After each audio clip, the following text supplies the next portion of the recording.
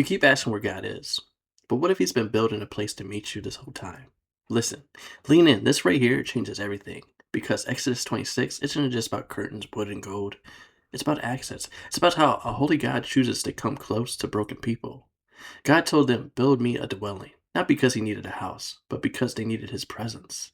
And He didn't just say, just throw something together. Not every thread mattered. Every measurement mattered. Every detail mattered. Fine linen, woolen with blue, purple, and scarlet, stitched, layers on layers, beauty on top of strength, goat hair curtains, ram skin dyed red, another carving of it all. Why? Because what God is building in your life isn't random. It's intentional, layered, and protected. Some of you think your life is falling apart, but God is actually covering you in ways you don't even see yet.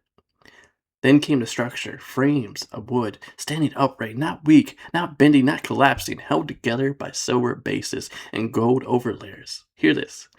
God doesn't build anything famously. When he sets you up, he makes you stand. And then the veil, this thick curtain woven with steel, hung on pillars. It separated the holy place from the most holy place. In other words, there was a line, not because God didn't love them, but because his holiness is real.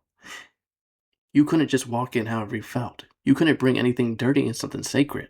And that hits today, doesn't it? Because we live in a world that says, come as you are and stay as you are. But God says, come as you are, but I love you too much to leave you there.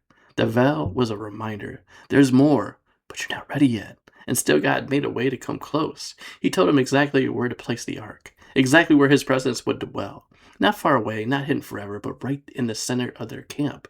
Let that sink in. The creator of everything said, I want to be in the middle of your mess, your moments, your life. But it had to been built this way.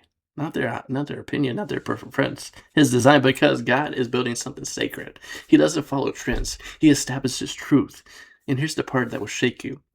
All this, the curtains, the structure, the vow, it was temporary. It was pointing forward to something greater because one day that vow would be torn and access to God wouldn't be locked behind layers anymore.